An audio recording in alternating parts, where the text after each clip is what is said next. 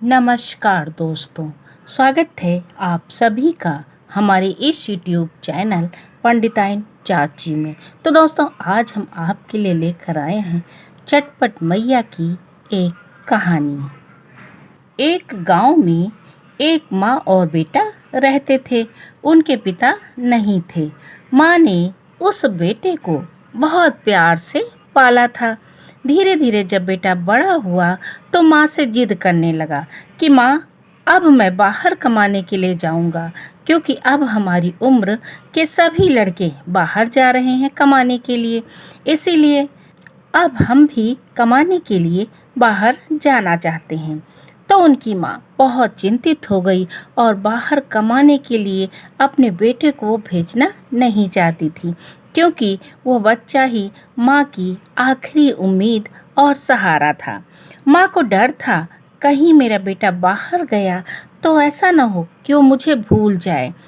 माँ ने उस बेटे को बहुत समझाया, परंतु उसका बेटा नहीं माना और कहने लगा, माँ मैं जाऊंगा, मगर आपको हर 15 दिन पर पत्र लिखकर भेजूंगा और अपना हालचाल भेज दिया करूंगा। फिर माँ कहने लगी, बेटा जब जाना ही चाहते हो तो जाओ, मगर परदेश जब जाना तो वहाँ से चिट्ठी जरूर भेजना। बच्चा परदेश निकल गया और वहाँ जाकर वह धीरे धीरे बहुत व्यस्त रहने लगा। पैसे कमाने की चाहत में वह माँ को चिट्ठी लिखना भी भूल जाता था। अब माँ यहाँ घबराने लगी कि हमारे बच्चे की कोई खबर नहीं आ रही। पहले दोस्तों मोबाइल नहीं होता था, चिट्ठी के माध्यम से ही लोग एक दूसरे की खबर लेते थे। उसकी माँ रोज सुबह शाम पत्र आने का इंतजार करती कि हो सकता है कोई संदेशा आ जाए। इसी तरह बहुत दिन उसने इंतजार किया और महीने, फिर धीरे धीरे साल बीत गए। बेटे की कोई खबर नहीं मिली। बहुत इंतजार करने के बाद माँ के मन में एक विचार आया। लग रहा है कि मेरा बच्चा या तो किसी मुसीबत में है या मेरा बेटा ख़त्म हो गया है, इसीलिए उसकी कोई खबर नहीं आ रही है। मेरे पति भी नहीं है, मेरा बच्चा भी नहीं है। अब इस पृथ्वी पर रहने से कोई फायदा नहीं है। अब मैं अपना जीवन समाप्त कर लूँगी। ऐसा वो मन में विचार करके जंगल की ओर बढ़ गई और आगे जाते जाते उसको एक चबूतरा मिला और चबूतरे के पास एक नीम का पेड़ लगा हुआ था। वह जाकर वहीं बैठ गई और मन में सोचने लगी कि अब तो हमें मरना ही है, तो लाओ माता रानी को एक बार प्रणाम कर लेते हैं। जैसे ही प्रणाम किया, वैसे वहाँ पर एक बूढ़ी औरत उसके सामने आ गई और पूछने लगी कि क्या हुआ बेटी, क्यों इतना परेशान हो।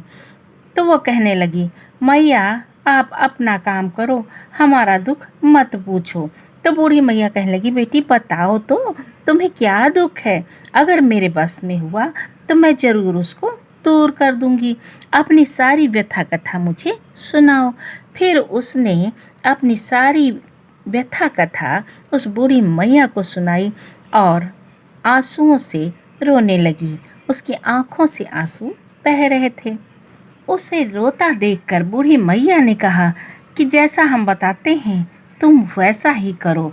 बूढ़ी मैया ने उसके आंसू पोंछे तो बूढ़ी मैया ने कहा कि आज से चौथे दिन तुम्हारा बेटा आ जाएगा और खूब धन दौलत लेकर आएगा, मगर एक बात ध्यान रखना है कि सबसे पहले तुम्हें चटपट मैया की पूजा करनी है और जब बेटा आएगा तो उसको पहले अंदर न जाने देना। सबसे पहले पूजा कर लेना, उसको प्रसाद खिला लेना, उसके बाद उस बच्चे को अंदर लेकर जाना। बूढ़ी माई से उसने जब ऐसा सुना तो बहुत खुश हो गई और खुशी खुशी अपने घर चली आई। उसके मन में मानो विश्वास हो गया था कि अब आज के चौथे दिन मेरा बेटा आ जाएगा और उसने खुशी खुशी चटपट मैया की पूजा की सामग्री इकट्ठी की। ऐसे वैसे इकट्ठे करके उसने चटपट मैया की पूजा की। 2 ही दिन बीते थे कि रात को उसका दरवाज़ा खटखटाने लगा। तो उसने देखा कि दरवाज़ा कौन खटखटा रहा है, तो देखा उसका बेटा था। बेटा कहने लगा कि माँ मैं आ गया हूँ, बहुत सारा सोना चांदी लेकर आया हूँ। माँ कहने लगी, नहीं बेटा अभी नहीं, इसको वहीं रख दो, कल हम चटपट मैया की पूजा करेंगे तब इसको अंदर ले चलेंगे। अब सुबह हुई, सब सुहागिनों को उसने न्योता दिया। सुबह सारी सुहागिनें आई, बहुत विधि पूर्वक छठ माता की पूजा की गई, कहानी कही गई, फिर अंत में आरती की गई। उसके बाद छठ माता का फेरी गीत हुआ और झटपट माता की पूजा संपन्न हुई। फिर सुहागिन के विधि पूर्वक सेवा करके उनको सबको विदा करके उसके बाद अपने बेटे को अंदर लाई, सारा सामान रखा। वो बहुत खुश हो गई, अपने बेटे को गले मिली, कहने लगी, हे छठ मैया, जैसे हमारी लाज रखी है वैसे दुनिया के हर छठ माता को पूजने वाले की लाज रखना। बोलो चटपट माता की जय हो। तो दोस्तों, कैसी लगी ये कथा? अगर पसंद आई हो तो हमारे चैनल पंडिताइन चाची को लाइक, शेयर, सब्सक्राइब करना ना भूलें। बोलो चटपट माता की जय हो।